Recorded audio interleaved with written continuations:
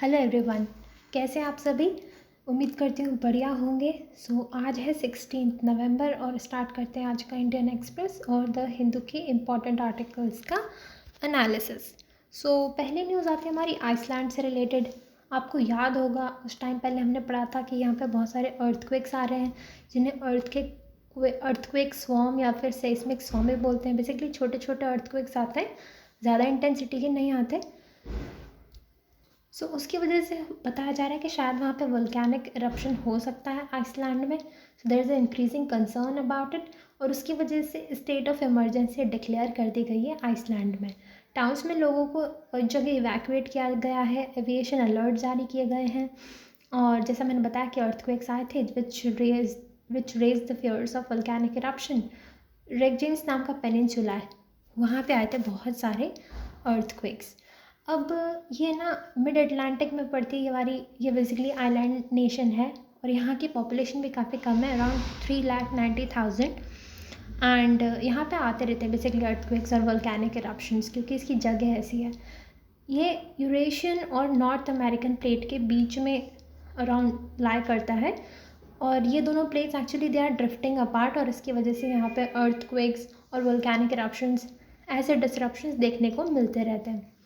और अर्थक्वेक स्वॉर्म्स या seismic swarm आए थे यहाँ पे। वो क्या होते हैं, तो sequence of mostly small earthquakes with no identifiable main shock. ऐसा कोई मेन शॉक नहीं आता लेकिन बहुत सारे अर्थक्वेक्स आते हैं एक के बाद एक और उसी की वजह से वोल्केनिक इरप्शन का खतरा बताया गया है। ठीक है, ये न्यूज़ थी हमारी।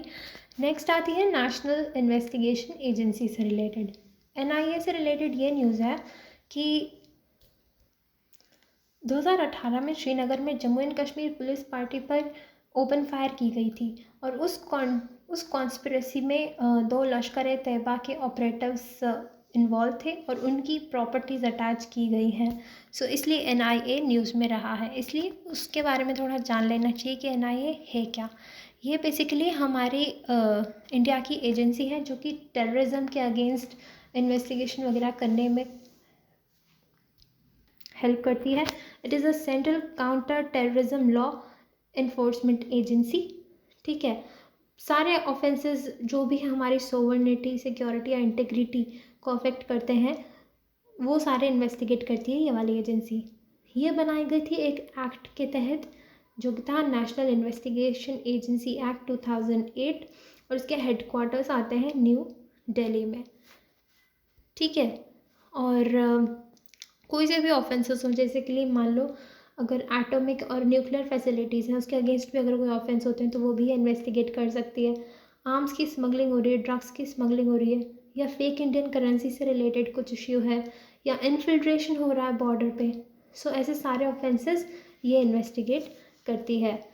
It is empowered to deal with the investigation of terror related crime across states. किसी भी स्टेट में टेरर रिलेटेड क्राइम्स जो होते हैं वो इन्वेस्टिगेट कर सकती है और तो और स्टेट से परमिशन की भी ज़रूरत नहीं है अगर उन्हें मिनिस्ट्री ऑफ होम अफेयर्स से प्रोक्लेमेशन मिल जाए तो इन्वेस्टिगेशन का। ये बात भी हमें याद रखनी है। इसी के साथ बढ़ते हैं आगे। नेक्स्ट आता है क्रिटिकल इंफ्रास्ट्रक्चर। अब ऑस्ट्रेलिया ने कहा है कि काफ़ी सारे जो साइबर अटैक्स होते हैं या हैक्स होते हैं वो बढ़ रहे हैं। स्टेट स्पॉन्सर्ड ग्रुप जो है क्रिटिकल इंफ्रास्ट्रक्चर को टारगेट कर रहे हैं। तो हमारे एग्ज़ाम के लिए इम्पॉर्टेंट हो जाता है कि क्रिटिकल इंफ्रास्ट्रक्चर क्या होता है। तो बेसिकली ऐसा कोई भी कंप्यूटर रिसोर्स हो, ऐसा कोई भी डेटा हो या इंफ्रास्ट्रक्चर हो डिजिटल, जिस पे अगर कुछ भी डिस्ट्रैक्शन होता है या फिर उस पर कुछ भी हार्म होता है तो वो हमारी national security, economy, public health या सेफ्टी वगैरह को अफेक्ट कर सकता है। तो इसलिए उसको बहुत ही इंपॉर्टेंट और क्रिटिकल इंफ्रास्ट्रक्चर बताया जाता है और उसकी सेफ्टी का ध्यान रखना बहुत ज़रूरी हो जाता है। Critical infrastructure is a computer resource the incapacitation or destruction of which shall have debilitating impact on national security, economy, public health और safety। ठीक है, इंडिया की बात करें तो इंफॉर्मेशन टेक्नोलॉजी एक्ट 2000 का वो डिफ़ाइन करता है क्रिटिकल इंफ्रास्ट्रक्चर को। और इतना ही नहीं, हमारे जो गवर्नमेंट है उसके पास पावर होती है कि वो किसी भी डेटा को या डेटाबेस को, IT नेटवर्क को या कम्युनिकेशंस इंफ्रास्ट्रक्चर जो होते हैं उनको क्रिटिकल इंफॉर्मेशन इंफ्रास्ट्रक्चर डिक्लेयर कर सकती है ताकि उसको प्रोटेक्शन दे दी जाए, ठीक है। और इसके अलावा एक एजेंसी होती है जिसको बोलते हैं national critical information infrastructure protection centre. ये एक नोडल एजेंसी है जिसकी रिस्पॉन्सिबिलिटी होती है कि वो सारे मेजर्स ले जिससे हमारे नेशन के जो क्रिटिकल इंफॉर्मेशन इंफ्रास्ट्रक्चर होते हैं उनकी सेफ्टी इंश्योर हो, उनको प्रोटेक्शन मिले। ये बनाई गई थी 2014 में। So its mandate is to guard critical information infrastructure from unauthorized access, modification, use, disclosure, disruption, capacitation, destruction. So basically CII यानी कि क्रिटिकल इंफॉर्मेशन इंफ्रास्ट्रक्चर को सेव करने की रिस्पॉन्सिबिलिटी होती है इस वाली एजेंसी की हमारी कंट्री में। इतना ही नहीं, it monitor and forecast national level threat to CII for policy guidance, expertise sharing, situational awareness, for early warning और अलर्ट्स।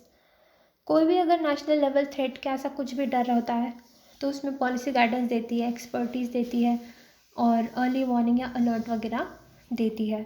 और ऐसा कोई थ्रेट होता है क्रिटिकल इंफ्रास्ट्रक्चर को तो वो डायरेक्शंस दे देती है क्रिटिकल सेक्टर्स को या फिर कोई भी जो लोग इन्वॉल्व हैं फॉर सर्विंग और having a critical impact on CII, उन सबको डायरेक्शंस देने का काम भी ये वाली एजेंसी करती है। लेकिन जो एक बेसिक रिस्पॉन्सिबिलिटी होती है ना प्रोटेक्शन की क्रिटिकल इंफ्रास्ट्रक्चर की, वो उस एजेंसी की होती है जो उसको रन कर रही होती है, ठीक है। So basic responsibility to protect CII rest with the agency running it. ये बात थी इसमें। इसके आगे बढ़ते हैं साइप्रस कॉन्फिडेंशियल। अब नेक्स्ट न्यूज़ है साइप्रस कॉन्फिडेंशियल से रिलेटेड। इसमें क्या हुआ ना, जैसे कि हम सब जानते हैं कि जो कुछ एलीट ग्रुप्स होते हैं जो काफ़ी रिच कॉरपोरेट लोग या फिर कुछ ओलिगार्क्स जो होते हैं वो क्या करते हैं ना, टैक्स वगैरह से बचने के लिए कुछ टैक्स हेवन कंट्रीज़ में अपना पैसा इन्वेस्ट कर देते हैं। मतलब कुछ एंटिटीज़ बना देते हैं जिससे उनका पैसा वहाँ ट्रांसफ़र हो जाए और यहाँ पे उन्हें जो उनकी खुद की मेन कंट्री है उसमें उन्हें टैक्स वगैरह नहीं देना पड़े। सो इससे रिलेटेड एक और खुलासा हुआ है साइप्रस कॉन्फिडेंशियल का, जिसमें साइप्रस नाम की जो कंट्री है वहाँ पे ऐसी चीज़ें अलाउ की जा रही थी। मतलब काफ़ी टैक्स एग्जेम्पशंस वगैरह दिए जा रहे थे जिसकी वजह से रशिया के जो बड़े बड़े लोग हैं या ओलिगार्क्स हैं, सीरिया के लोग हैं या इंडिया के कुछ कॉरपोरेट्स का नाम आया है जो वहाँ पे अपनी कुछ फेक एंटिटीज़ बना के वहाँ पे इन्वेस्ट ज़्यादा कर रहे थे। सो जैसे कि पहले भी हमें ऐसे केसेस आए थे, जैसे ऑफशोर लीक्स हो गया 2013 का, HSBC स्विस लीक्स हो गया 2015 का, पनामा पेपर्स हुए 2016 के, पेंडोरा पेपर्स हुए 2021 के, और अब आता है Cyprus confidential. So another way lives on offshore money flows involving Russian oligarchs, Syrian warlords, global investors including Indian corporates. अब गवर्नमेंट ने काफ़ी एफर्ट लगाए कि भाई ऐसा कुछ नहीं हो, मनी बाहर नहीं जाए, बाहर फ्लो नहीं हो, काफ़ी सारे रेगुलेशंस, उसके बावजूद भी ये चीज़ें जारी है। Even as governments worldwide scramble to plug regulatory holes, money flows of the global elite and they continue to pour money into tax havens। अभी साइप्रस एक मेडिटेरेनियन आइलैंड है और that it has earn the reputation of a Shady financial hub for washing dirty money, ठीक है। ये बात है इसमें।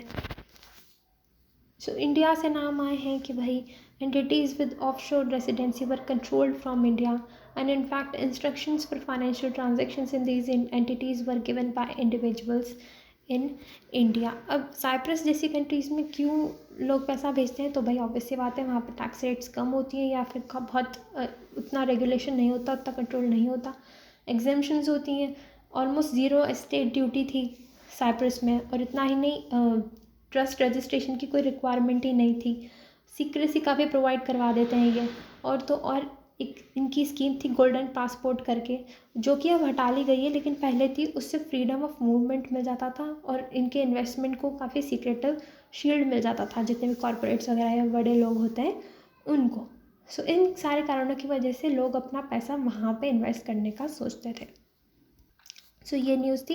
इसके बाद आते हैं जगन्नाथ टेम्पल पे। जगन्नाथ टेम्पल न्यूज़ में इसलिए रहा क्योंकि वहाँ जगन्नाथ टेम्पल बेसिकली आता कहाँ पे, पहली बात तो ये आता है पुरी में। पुरी कहाँ पे, ओडिशा में। सो इस टेम्पल के एडमिनिस्ट्रेशन ने अनाउंस किया है कि भाई टेम्पल प्रीमाइसेस पे कोई भी पान या गुटखा वगैरह कंजम्पशन अलाउ नहीं होगा, और इस वजह से ये न्यूज़ में रहा है। अब ये टेम्पल डेडिकेटेड है लॉर्ड जगन्नाथ को, या फिर कह सकते हैं लॉर्ड विष्णु जी को, और ये बनाई गई थी 12th सेंचुरी में पुरी में, ओडिशा में। एंड ऐसा माना जाता है कि ये कंस्ट्रक्ट किया गया था किंग अनंतवर्मन चोड़ागंगा देवा के द्वारा, जो कि ईस्टर्न गंगा डायनेस्टी के थे, ठीक है।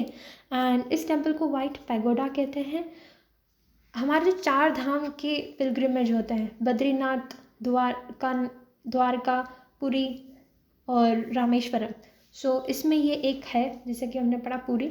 एंड इसका जो आइकन है जगन्नाथ जी का इस टेम्पल में, वो वुड का बना है, लकड़ी का बना है, और हर 12 से 19 साल में उसको रिप्लेस किया जाता है, ठीक है। और ये टेम्पल है कलिंगा स्टाइल आर्किटेक्चर का, ठीक है। सो ये न्यूज़ थी इसमें, और आज के लिए इतना ही। I hope you like it. Thank you so much. Have a nice day.